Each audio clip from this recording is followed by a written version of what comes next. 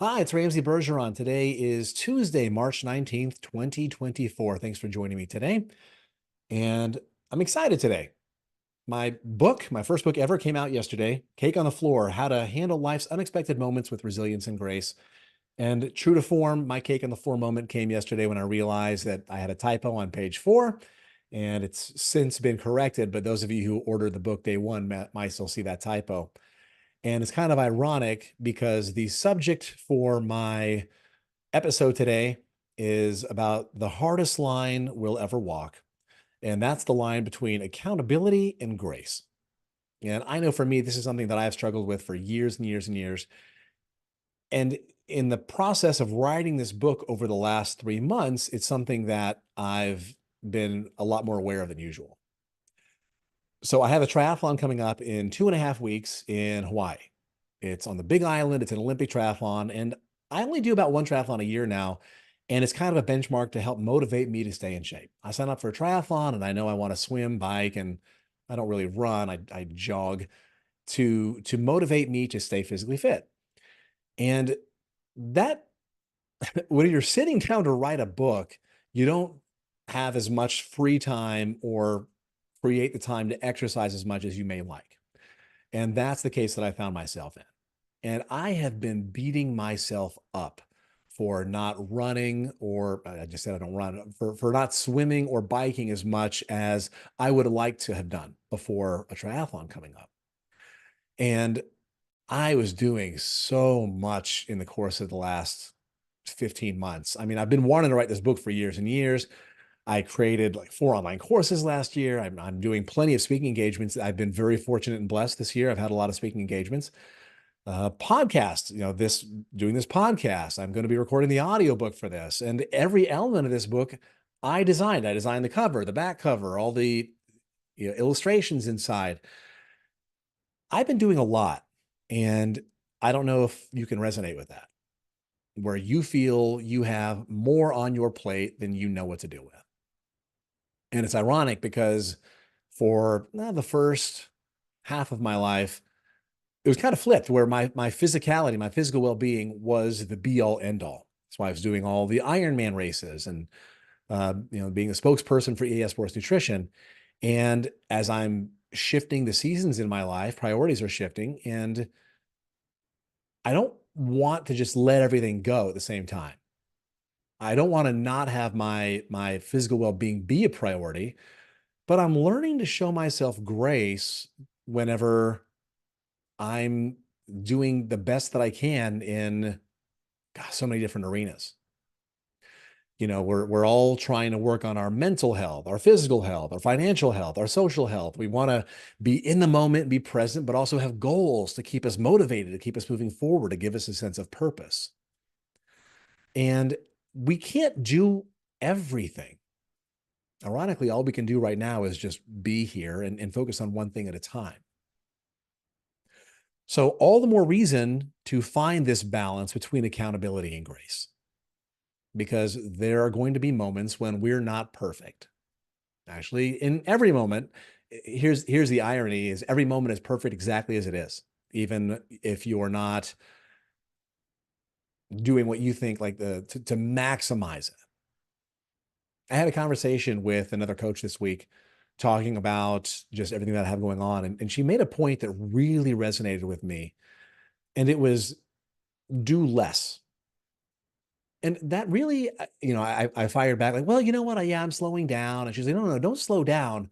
Just do less. And man, I had almost a physical, just, I don't know, something felt off about that. Like it was uncomfortable for me for the thought of not just doing something, because I always feel like I have to be moving. And showing myself grace allows me to find peace just in the moment. Because even when I meditate, which I've been a lot more consistent meditating daily, if I'm looking at it like something that I have to do instead of just being with it, then I'm not giving myself the grace to just enjoy whatever that moment's bringing me. So I want to talk about some different ways that we can focus on finding this balance, because man, this is a hard line to walk here. So let's talk about the accountability portion of it, and then we're going to talk about the grace portion of it. So when we're talking about holding ourselves accountable, and a couple of things to really consider here is when you think about accountability. Okay, let's define accountability. Holding yourself to standards that you set or goals that you set out for yourself. And ways to be able to focus on that is to just slow down and ask yourself, did I do the best that I could with what I had, with the resources that I had at the moment?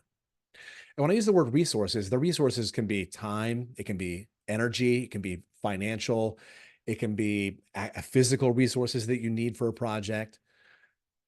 Because instead of focusing on the outcome, we're all so outcome driven.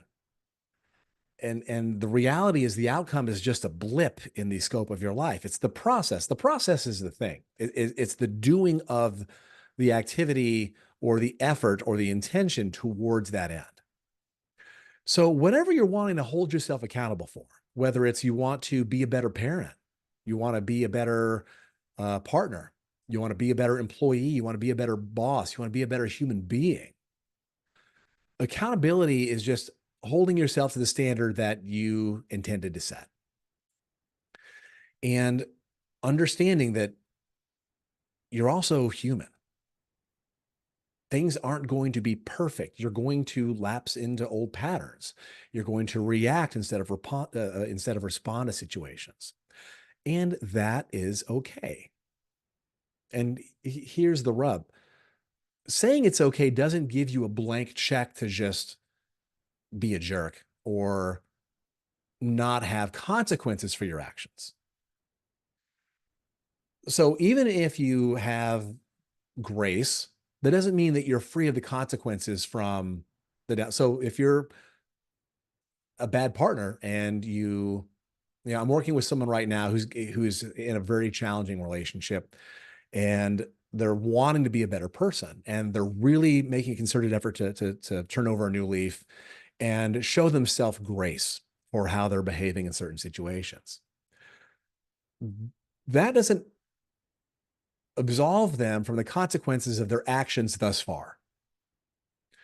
But what showing themselves grace does is allow them not to be a prisoner if they are making a concerted effort to be in line with the intention for their accountability. And I don't know if I hope that makes sense. Let me know. Type it in the chat or put it in the comments if you kind of understand the point I'm making there. Where, yes, there's consequences for our actions, but give yourself grace that moving forward, you will do better or you have learned from it. Goes back to another concept that I've talked about in the past. Are you focused on the lesson or the loss?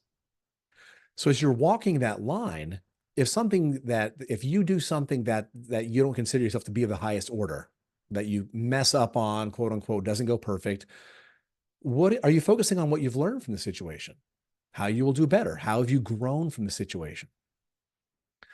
Another way to as we're shifting now to focusing on showing yourself grace in situations, let's start by identifying what it is that you're even really feeling. So if something didn't go perfect, if you didn't behave in the perfect way in that situation, say you're a parent and you yelled at your child. That's not a perfect situation, but you're a human being, right? Like, I've worked with people with children. I've been around children, and sometimes, there's only so much you can take when all the stresses pile up on you as a parent. So understand how you're feeling in the moment. What's causing you? Whether am I feeling overwhelmed? Am I frustrated? Am I annoyed? Really get to the root of what you're feeling. Being able to name that feeling. And then identify what's the root cause of the feeling. Because sometimes it's not even about this situation. The situation is just a trigger of something in the past. And then show myself grace. It makes sense when my kid runs into my office when I'm in a meeting and starts wanting to show me something from school that, yeah, I get frustrated or upset because I don't want to lose my job. This is an important meeting that I'm in. And think about a time in your life when you might have had your job threatened, or is this triggering a past insecurity for you? Another way to show yourself grace, ask yourself, what is within my control? Like, what really is within your control in a situation? Whether it's I didn't get a promotion, um, I let my significant other down in some way, whatever the situation might be. What was within your control of the situation? And then what are you able to do within this moment? If you focused on wanting to be more accountable, okay, great. Well, what can I do? What can I put in place? How can I hold myself more accountable in the future? But understand that I cannot change anything that's happened thus far. Yeah, I messed it up. I gotta own that. I gotta be with the consequences of that. But I'm human. And next time, this is what I'm going to do to make it better. And this falls a lot whenever I know in relationships in the past, I'm kind of a stickler for apologies, and it's not just like saying I'm sorry isn't an apology. And I think an apology is a great example of balancing that accountability with grace.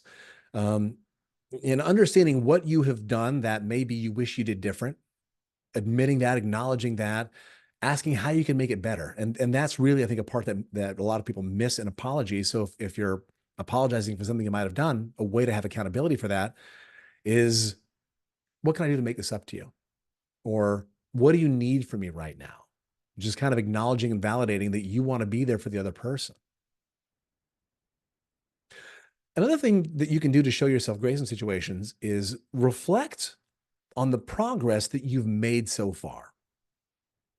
Whatever it is that you're working on, where are you now compared to where you were when you started? I think this being a leap year, it's a great time to reflect. 4 years ago this week, the world shut down.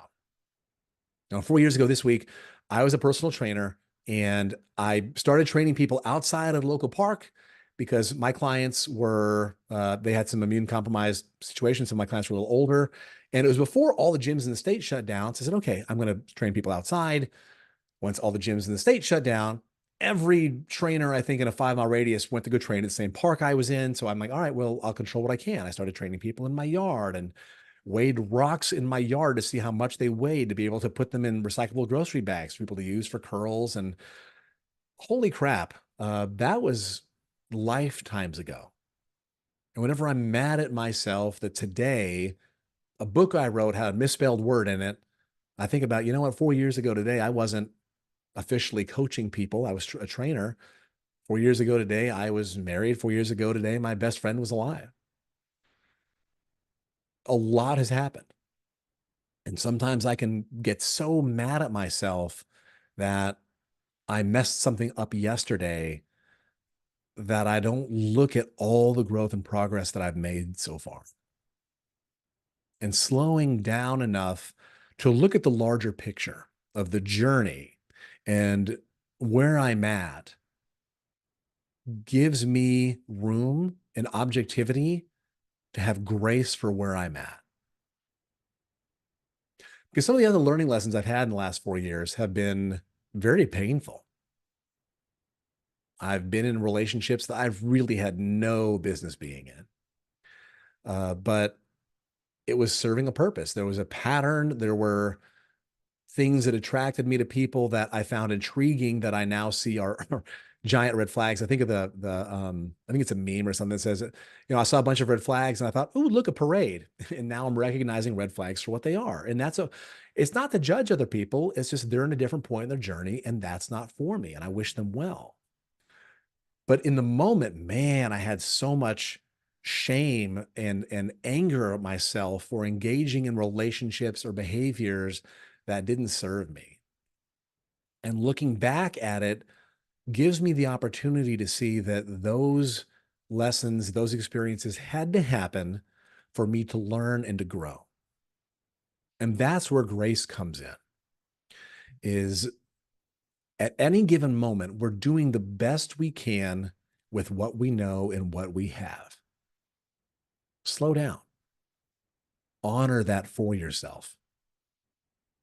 So when I noticed a typo in my book, I went online, edited the copy, and now it's updated and fixed. All right, now I've learned. I've learned that even though I think I might have proofread it and had someone edit it, I need to go back through and double check it again before I upload it. And worst case scenario, I still managed to publish a book, which I am quite honestly thrilled about. I've wanted to do this for a long time, and I held myself accountable by doing it every day, this writing every day and knowing this was what I wanted to focus on. So continue to walk the line. Share with me, put in the comments or let me know, in the chat, where in your life are you struggling to balance accountability and grace? Or what have you done to work on that and show yourself grace in situations that maybe you haven't in the past?